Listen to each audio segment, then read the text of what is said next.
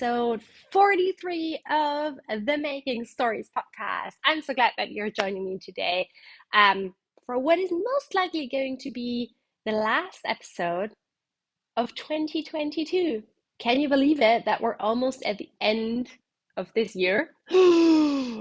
I'm Annalisa. I'm your host for today and always. And Making Stories is this podcast, which is all about knitting and sustainability and a little bit about the shop that I run with my fabulous team that is also called Making Stories. We're an online shop for sustainably produced yarns. We curate a gorgeous selection of all sorts of lovely yarns and notions that are all produced to very high ethical and animal welfare standards. And we also have a publishing side to the business where we publish our Making Stories magazine twice a year. Today, I am recording with earphones in because we have some house guests. So if you hear like some noises in the background, that might be why.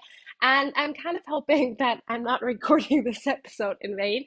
I tested it and it seems to be working, but only after like a couple of seconds when my AirPods have connected to the computer. So wish me luck. I hope you're well, and I hope that you have a hot beverage, cup of tea, cup of coffee, cup of hot chocolate maybe, and some knitting, and settle in with me for the next 30-45 minutes. Today is mostly going to be about knitting. I have two finished objects that I want to share with you and two new cast-ons. And then I also want to share the last 5 days of this year's winter celebration box with you. Yeah, and that's about it. Thank you so much if you're a returning viewer for, finding us, sticking with us throughout the year, throughout the changes that we've gone through when Claire left Making Stories. I still miss her every day. And yeah, for sticking around with me and the solo episodes in this like new surroundings. So let's talk knitting, shall we?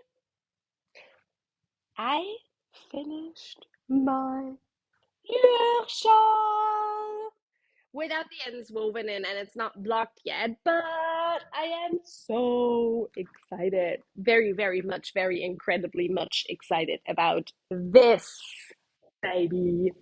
Okay, so let's talk a little bit about this. I like to do like a full project recap whenever I finish something because this is going to be worn now all of the time because it's really cold here in Berlin and I really need something warm.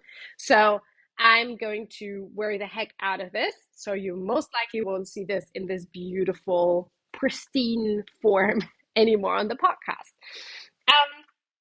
So the Lueur Shawl is a pattern by Audrey Borrego, who also goes by the brand name Yarn Flakes, and it is from our issue 8, which is our current issue. It's an asymmetrical triangular shawl that you can wear like this. This is most likely what I'm going to be doing like all of the time. Or like this around the shoulders.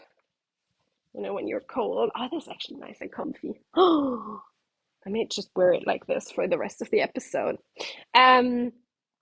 And it was an absolute delight to knit. So if you are looking for something that very much falls into the realm of comfort knitting, like knitting just for pure joy, this is a really, really good pattern for it because you have 4 different textures that you're working in the shawl, and everyone is mindless enough that it's perfect for TV knitting, but also interesting enough that you don't get bored. It's really, really lovely. It's really lovely to make. The textures very much flow into one another because they all have those vertical lines somehow integrated into them. And it is really like, it's just it was one of the most enjoyable projects that I made this year. And I'm not a shawl knitter, so this says something that, I say that about this shawl. As far as shaping goes, you start the shawl here at what then becomes the tip of the asymmetrical triangle. And you just increase on every other row, and that gives you this really nice, like really nice shape. Um, and this also, what I really like about this is the way that I'm wearing this, like, when I wear it like this around my neck, it gives it a really lovely drape because I'm essentially wearing something on the bias. It's just really, like, it's just really nice. It's a nice alternative way to achieve a somewhat triangular shawl that is not a center spine and then increases on both sides. So I really enjoy that. Um, the textures are worked in two different colors. So you can see this is texture number one. Just check if that is focusing. Then texture number two, some lovely little bubbles for texture number three, and a garter stitch slip stitch pattern for number four. And then you repeat them just in different lengths so that you have this really gorgeous, nice shawl, and it's finished with a garter edge border and a stretchy cast off. Um, Absolutely adored this. Like, I love knitting it. I'm going to love wearing it. I already know that. And I also really, really love the yarns. So originally this pattern was designed for, I'm just going to do this again because this was really nice and cozy. So originally the pattern was designed for Boucle Laines Merino Angora. Boucle Laine is a lovely yarn company from France, but they had massive problems with their spinning mill earlier in the year, and so we weren't able to get the yarns for this shawl in stock. Um, I chose our Hudson and West weld base as an alternative, and it worked extremely well. Like, worked like a charm. I didn't swatch because it's a shawl, and I don't think you necessarily need to swatch for a shawl. Um, and it's like it shows off the stitch pattern extremely well, and it's a delight to knit with. Weld is a 100% US grown and produced yarn. That's a Corriedale merino mix, and so it has some lovely springiness and softness, but also durability from the Corriedale, and it's a really beautiful bouncy yarn with great stitch definition, so it works extremely well for this. Um, the two colors that I used are gold leaf, which is this lovely yellowish green, that's the main color, and aspen, the natural undyed white, which is the contrasting color. And I needed just under 3 skeins of each of those colors to make this shawl. So yeah, 6 skeins, three each. Make this shawl, really. It's a really, really, really good one. I very, very much like it. Yeah, beautiful. It's a beautiful ebo. I'm very happy, and like really, really happy that now I can weave in the ends and block it, and like maybe I'm not even gonna block it before I start wearing it, um, because yeah, I really do need a shawl. I was freezing when I brought Oren to daycare with the bike this morning, so yep, very happy that this is done. Sorry, just checking that we're still recording, and my laptop is like down here, which is why I'm looking like down sometimes. The second finished object I'm going to show you a little later when I've shown you the contents of the winter celebration box, because that actually has to do with them. So we're going to dive right into two new works in progress. In my last episode, I shared with you that I'm very much into the comfort knitting zone at the moment. So it's basically just projects that bring me pure joy. And I cast on one of the two things that I mentioned in that episode, which is the Washington cardigan by illitilli, which, okay, this is in black and white, but you can kind of get the idea. Um, so So the Washington cardigan is a lovely layering piece that is knit on the bias, and I want to wear this over long sleeve t-shirts. Like essentially, every time that I'm cold and I want to throw something on, but I also need some movement in my arms, uh, I think this is going to be great, and it's very much me. I cast this on in the yarn that the pattern is designed for, which is Hudson and West's Forge. I promise I'm also still knitting with other yarns, as you'll see, but I also really just wanted to make make a sweater in it because it's damn good yarn. So Forge is the same mix as Welt, the one that I knit for this. It's just worsted weight, so it's also Corriedale merino.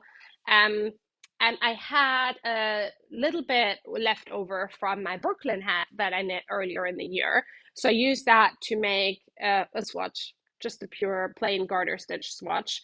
And I really like the fabric. I am off gauge. I knit this on 5 millimeter needles, and my gauge is smaller than the pattern gauge, which means that with the same amount of stitches, my garment will turn out a little bit larger. But I ran the numbers, and it turns out that if I'm knitting the smallest size, I get a positive ease that I really, really like. So I cast on for the smallest size. This is the colorway Dusk, by the way. It's this gorgeous pink. Who am I kidding? Look, like this is one of my favorite sweaters. Of course, I made the pink. Um, and yeah, it's dyed on a gray base, so it's really nice. So I haven't worked on this since I cast it on because, spoiler alert, I'm gonna frog it. Not because I don't like the pattern. I'm very sure, like, this is going to be a very enjoyable knit, but there's one particular thing that I don't like about it. The construction is really interesting. So you cast on here, like you would essentially for a triangular shawl that you increase at the center spine for. And this, as far as I understand, is then going to be the back here. Um, and you do increase at the center, and you also increase at the sides, and then you start casting on more and more stitches to make those shoulders here on both sides. And at the same time, you're working what they call I think, garter ridge. Yeah, garter ridge stitch. So it's a mixture of garter ridges and stockinette. Um, One thing that I didn't like about the pattern at all was that all of the increases are backward loop cast-ons. Why? I really just do not understand that. Like, I really don't, because backward loop cast-ons, like I do them, for example, when I cast on for additional stitches. When you're knitting a top-down sweater, you've separated the sleeves and the body, and then you need the additional stitches at the underarm. I think then like a backward loop cast on is fine because you cast on like 8 stitches and then you're done. But like for this one, you're increasing 4 stitches for the majority of the pattern every other row, and then always interrupting your knitting for a backwards loop cast on. Like, it's just not enjoyable. The second that I saw that, I was like, nope, not doing that. So I went on Ravelry because sometimes there's just really useful information in the pattern notes of other people.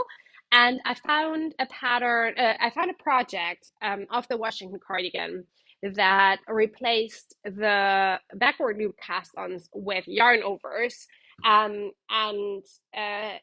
like regular yarn overs and reverse yarn overs, and it detailed which one to replace with which I then did. And then when I finished the second section of the pattern, I took a look at my work and I saw this. I don't really know if that shows up really well.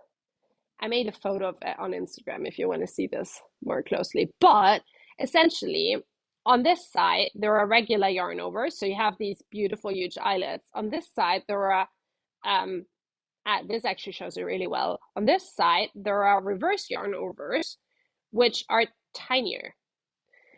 And I mean, hindsight is 2020, but I knew that. I mean, the reason why you do a reverse yarn over is because you don't want to have that big eyelet. I think this just looks not good.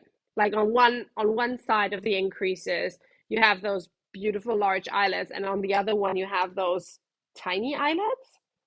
Like, no, I just don't like this. So, I'm gonna rip it back. I do quite like the look of the yarn overs. So I might just keep that. A few of the people who saw this on Instagram also said maybe do um maybe do just make one left and make one right. Yes, I could do that. Now that I look at it again, I also quite actually like the look of the regular yarn overs. Like it creates a little bit of a more like closed fabric, which I think is also really nice. So I might just do that maybe. Yeah, in any case, I'm gonna rip this back and start over again. Yeah, and I'm not gonna lie, I was a little bit frustrated about that. I was like, oh no, no, like my comfort knitting project, I have to rip out, but you got to do what you got to do, and ripping back is better than continuing to put hours and hours of work into something where you're then like, oh no, I wish I would have done this differently. So I needed something else on the needles that bring me joy. And I've mentioned this, I think, like 15 times now. It's really freaking cold in Berlin right now. And Oren, poor Oren, doesn't have a wool scarf or cowl. Like he's still wearing his cotton ones from the summer. So I was like, all right, love, I'm gonna make you a cowl. And he picked out the yarn. He wants a blue one, and he wants a pink one. So his snow onesie that he's living in right now is blue, pink, and mustard yellow. So I'm like, yeah, great. Of course I'll make you two, it's fine. Um, and the yarn and color that he picked first is Garthenor Organics Beacons, which is a lovely DK weight Polworth Romney blend, Polworth Romney Hebridean. And this is the colorway Dragonfly, which is one of the few colorways we still have in stock. I'm hoping that we're going to get more beacons towards the next year. I'll talk about shop news later. Um, but yeah, and what I'm making for him with this is the treasured cowl from our kids collection, which is this pattern. So you can see it's a cowl, but also a chest warmer. That at the time when we took those photos was already a little bit too small for Oren. So it technically should go over the shoulders, and keep his neck warm. I'm not gonna lie, I had a slight meltdown when I opened this pattern, and I was like, how, like, you're so incredibly cute, and when did you grow up? It's like, how is this even possible? It was like 2 years ago. It goes so fast, doesn't it? Um, so so yeah. Here's another picture of it. Has this lovely little cable detail at the front. And also like it dips down a little bit further at the front than at the back, so that it really keeps the entire chest area warm. I cast on with what is, by the way, one of the greatest cast-ons of all times, the alternate cable cast-on, which is sort of like very similar to a tubular cast-on in the look, but a lot easier. So I really like that. And yesterday night, I finished the 10 centimeters of twisted rib for the color. So it's done. Just look at that stitch definition. It's gorgeous, isn't it? I just adore this yarn. Comes to no surprise to no one. So this is how it's going to look like when the cowl is done. And the nice thing is you can also obviously just wear it like this on, like, you know, and he can pull it over his mouth and nose if he's cold.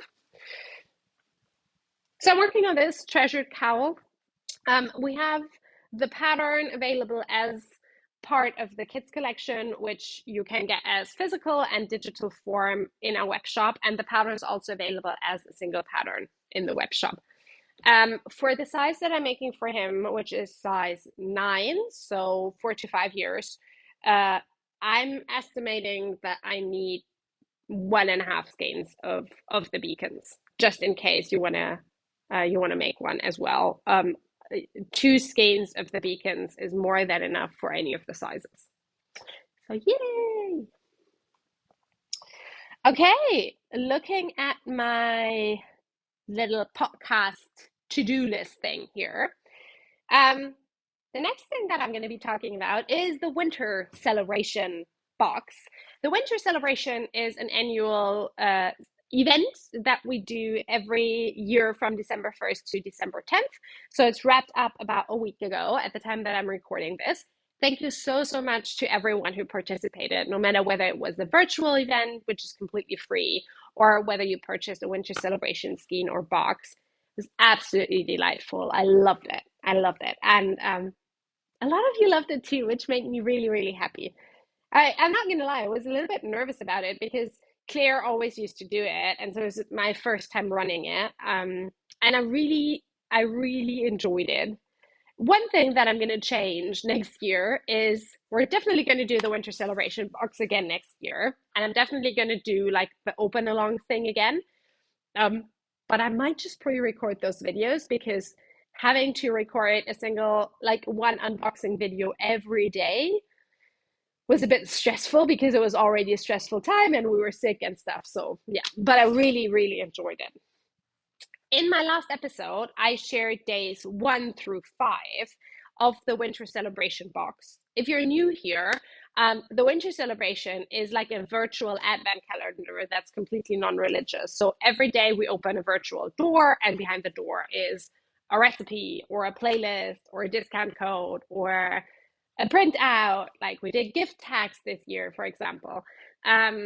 So that was so that's the idea there. And this year, for the first time, we made a physical box to go with that. So I curated 10 gifts that were related to the virtual door and packaged them, and we opened them together every day, one little gift. My rationale behind it was that I find this time to be magical, but also really intense. And I know that it helps me to have a little ritual every day that is like actually, calming me and grounding me. And so there's like 5 minutes just for you every day, in a time where a lot of us, especially those small business owners, just don't have the luxury of already, checking out and relaxing a lot. I found that really helpful. Okay, long story short, I want to share the days 1 through 10 with you of the winter celebration box. So days 1 through 5, go back to the last podcast episode and you see them there. Day 6, 3 sachets of loose leaf tea from Paper and Tea. There were in total 5 different flavors, so everyone got like a different blend. The one that I got in my own is Deep Asana, which is this lovely spiced, excuse me, spiced caffeine-free tea. Hunky Dory Breakfast, organic breakfast black tea, notes of malt, granola, caramel, and honey. And Jackpot Derby, which is also a black tea, notes of fig, honey, and leather. And Deep Asana has notes of cinnamon, ginger, and clove. All of these teas are completely 100% organic and developed and produced by Paper and Tea, which is a lovely Berlin-based company. A little fun story. Back in 2009, when I first lived in Berlin during an internship, I shared a 1-bedroom apartment with someone else, with a friend of mine, that was just around the corner from the flagship store of Paper and Tea. And was a student. I didn't have a lot of money, so I didn't, I didn't go and buy any loose leaf tea, but I really, really liked their ethos and packaging and the way that they went about their business already then. And I really like it now because they're working directly with tea producers. Everything is organic. They have these really beautiful packaging.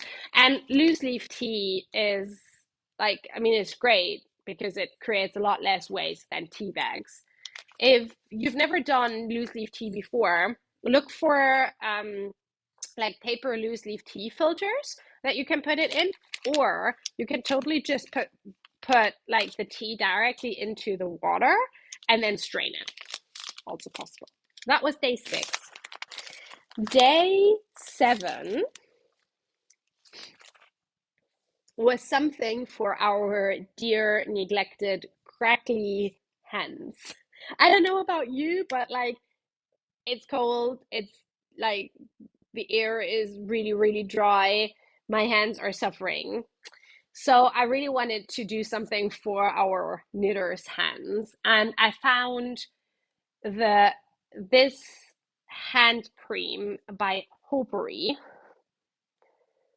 which is their lavender orange scent. And Hopery is a small cosmetics company here in Germany that produces um, all of their products here in Germany. They're all vegan. They're entirely cruelty free. They're entirely palm oil free. And with some of the proceeds, I think like 10% of the proceeds, they support orangutan shelters and bioconservatory means to actually preserve the orangutan native rainforests. So I really, really like that. And it's just damn good hand cream. Like it's not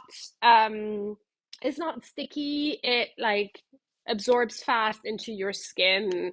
There's no like ugly chemicals and stuff in there. Obviously there's chemicals because chemicals are in everything. They consist of chemicals. But like um it's it's like there's no silicons, like nothing like that. So yeah. And it comes in this really practical pumping thing. Ooh, there. So that was day 7. Day 8. Day 8, where are you hiding? There you're hiding.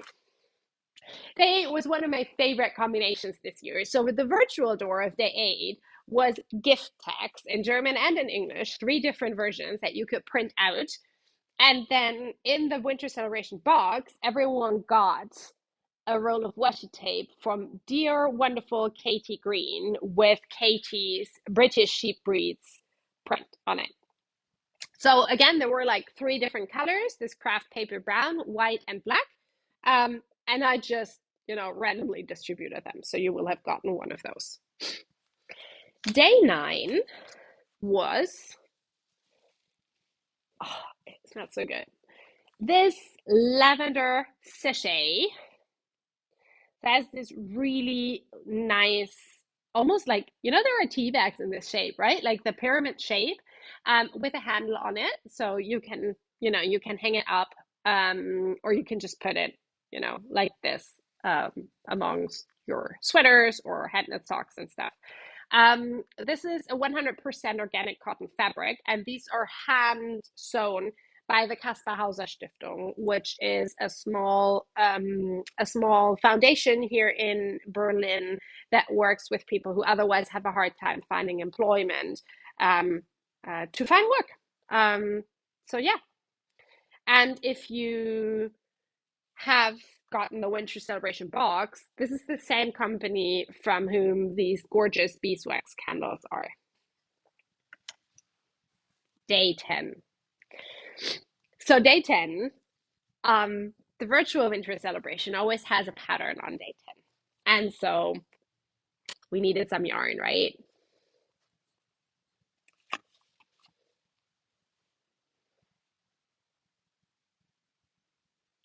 The yarn is so good. So in July, when I started planning out the winter celebration box, I called my dear friend Eula from Woollentwine and was like, hey, I have this idea. Do you want to work on a colorway for this with me? And she was like, yes. And then we went through a few iterations, and Eula came up with this absolutely stunning colorway that we called Winter Blossom. So every winter celebration box had a skein of this. Um, Eula dyed this on her Corriedale sock base. It's a 400 meters, so fingering weight yarn that is great for socks. Like some of my favorite socks are in that yarn. It's the same base that our woollentwine Corriedale sock sets are. Um, and like the colorway is just, it's amazing. It's absolutely gorgeous. So it's a natural creamy white, and then with dusty pink, almost mauve colors in it, and then these deep reds that just shine. Like, look at this. It's so good. Like, it's seriously so good. Like, I just want to eat it or like keep everything to myself. So yeah. So for this beautiful yarn, I developed a new sock pattern that is called the Not So Vanilla Vanilla Socks. Um, I love knitting socks. This comes to as a surprise to exactly zero of you. And but I'm quite particular about my socks. So I like them toe up because I find it much easier to achieve a really good fit with toe up. I like them with a little bit of a gusset because I have a high instep, and quite a lot of us do. And so there's just that little bit more fabric that I need at the instep to make them fit well. And I also, but like one of my really big pet peeves is when you do something with a gusset that is toe up, you always end up with these nasty little holes when you are then starting to work around, to work in the round again at the leg. Now those holes, they happen because you're technically one row further ahead when you're doing a heel flap than you are in the foot, and so yeah, it's natural that there are some holes. So I set out to remedy all of those, and I did that by working with one of my all-time favorite heels, that is Fleagle's heel. So way back in, I think 2006 or 2009, I can't remember off the top of the head. One of the two. Um, a knitting blogger named Fleagle. I haven't been able to find their actual name yet. Maybe that is their actual name. Published a recipe for a heel shape that is similar to a heel flap, but with less work and less excess fabric in the heel. So let me show you. This is the Fleagle heel. So you knit a gusset as you normally would, but then here you see that instead of knitting like a heel turn and then like a lot of fabric here with like the heel flap, you do the heel turn and then you knit a short row heel essentially up here. And this is one of the, or like in my opinion, the best heel shape of all times because you don't have excess fabric, but you do have the inset, the gusset that's good for folks like me with high insteps. So yeah, so not so vanilla socks. Plus, the pattern comes with instructions how to actually measure your feet and calculate how far you need to knit and how many stitches to cast on. So there's that. Also, this is how Winter Blossom knits up. Yay! It's so fun. I seriously couldn't stop knitting these. Like, you just want to get to the next little red sparkle thing. So, like, I mean, I don't know how Eula does it. Like, I'm just absolutely amazed at the artistry because this then knits up into this almost self-striping beauty here. What? Absolutely stunning, right? Absolutely stunning. So, you're like, okay, this is great. I want to have this. Yay! Good news. Okay, it's like the best, the worst sales plug of all times. No, seriously. So we still have a handful of winter celebration boxes that will get you the entire suite of 10 gifts, plus, like, including this yarn, plus the pattern for this. We also have an option where you get the skein, um, the cookie cutter from day 10, and I might just throw in a little something extra for you, and the pattern. Um, so yeah, if you love this yarn, then absolutely by all means, please go ahead and get yourself a winter celebration skein or a winter celebration box. They will go offline on December 18th. So please, if you like this, place an order rather sooner than later, because by December 18th they'll be gone. Like by the end of the day. So yeah, just once more because it's so good. So yeah, this is that. Um, Shop news as far as holiday slash Christmas break goes. So we'll still be working, or I'll still be working until December 22nd, including that day. And then from December 23rd through January 1st, we'll be taking a little Making Stories break. So our email won't be monitored, and we also won't be shipping out any orders. The web shop will still stay open, so you can place your order, and I will then ship it out on January 2nd. But until December 22nd, we're shipping out, like I'm shipping out as orders come in, because I really want you to get those things. Um, the order deadlines in time to get something for Christmas, if you're celebrating Christmas, they have passed for overseas and EU customers. But if you are based in Germany, you can place an order until the 21st, and it should arrive with you by the 24th. We are experiencing quite significant delays though. So rather really place that order sooner than later if you want to have something by Christmas. Also, like gift cards are always an option. So there's that. Thank you so much for sticking around. I loved recording this little episode that was like really knitting heavy, and I'm already excited about all of the things that I want to show you in the new year. We have some really cool things planned for the business. Yeah, and I hope to see you again then soon. Until then, have a safe holiday season. Take some time, if you can, for yourself, no matter what, whether you celebrate. Be good to yourself if you can. I love you lots. Thank you so much for being here and for supporting Making Stories the way that you do. See you soon. Bye.